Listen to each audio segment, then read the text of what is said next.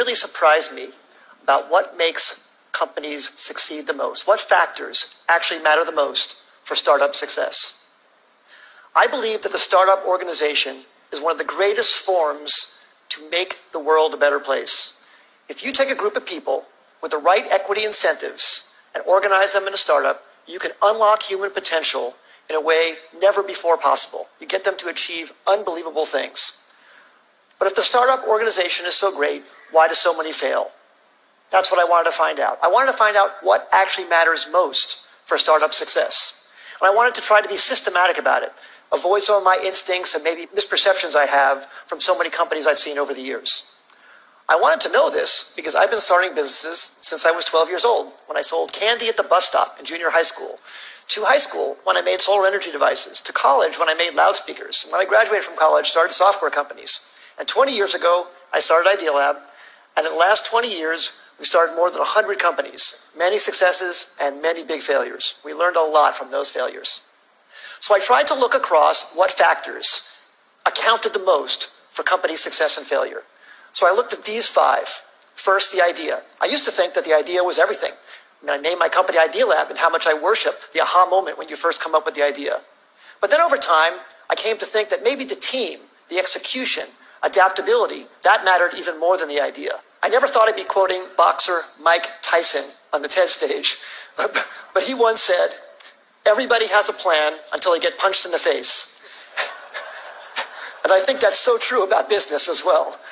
So much about a team's execution is its ability to adapt to getting punched in the face by the customer. The customer is the true reality. And that's why I came to think that the team maybe was the most important thing.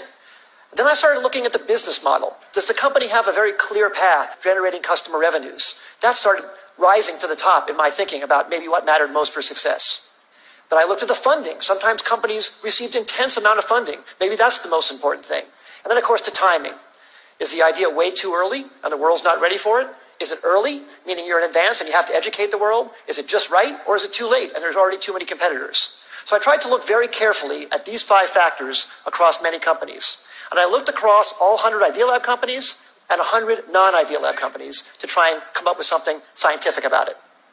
So first, on these Idealab companies, the top 5 companies, CitySearch, Cars Direct, GoTo, NetZero, Tickets.com, those all became billion-dollar successes. And the 5 companies on the bottom, Z.com, Insider Pages, MyLife, Desktop Factory, PeopleLink, we all had high hopes for, but didn't succeed. So I tried to rank across all of those attributes how I felt those companies scored on each of those dimensions. And then for non-Idealab companies, I looked at wild successes like Airbnb and Instagram and Uber and YouTube and LinkedIn, and some failures. Webvan, Cosmo, Pets.com, Flues, and Friendster. The bottom companies had intense funding. They even had business models in some cases, but they didn't succeed. I tried to look at what factors actually counted the most for success and failure across all of these companies, and the results really surprised me. The number one thing was timing. Timing accounted for 42% of the difference between success and failure. Team and execution came in second, and the idea, the differentiability of the idea, the unique idea, that actually came in third. Now, this isn't absolutely definitive. It's not to say that the idea isn't important. But it very much surprised me that the idea wasn't the most important thing. Sometimes it mattered more when it was actually timed. The last 2, business model and funding, made sense to me, actually. I think business model makes sense to be that low because you can start out without a business model and then add one later if your customers are demanding what you're creating. And funding, I think as well. If you're underfunded at first, but you're gaining traction, especially in today's age, it's very, very easy to get intense funding. So now let me give you some specific examples about each of these. So take a wild success like Airbnb, everybody knows about. Well, that company was famously passed on by many smart investors because people thought, no one's going to rent out a space in their home to a stranger. Of course, people proved that wrong.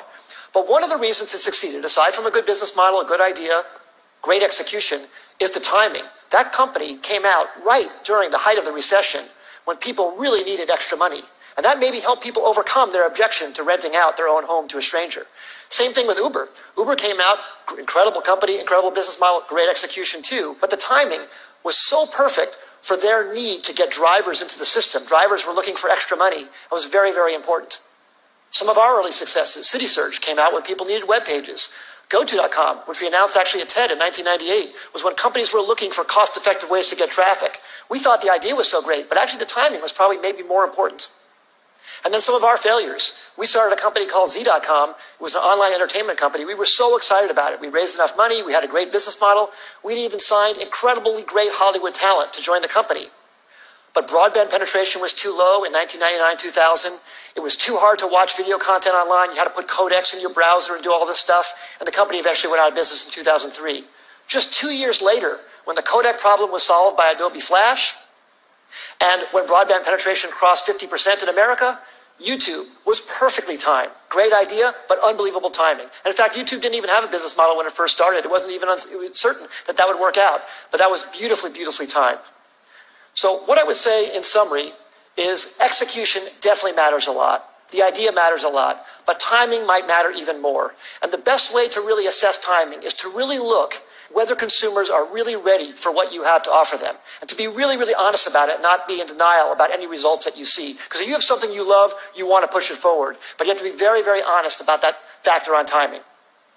As I said earlier, I think startups can change the world and make the world a better place. I hope some of these insights can maybe help you have a slightly higher success ratio and thus make something great come to the world that wouldn't have happened otherwise. Thank you very much. It's been a great audience.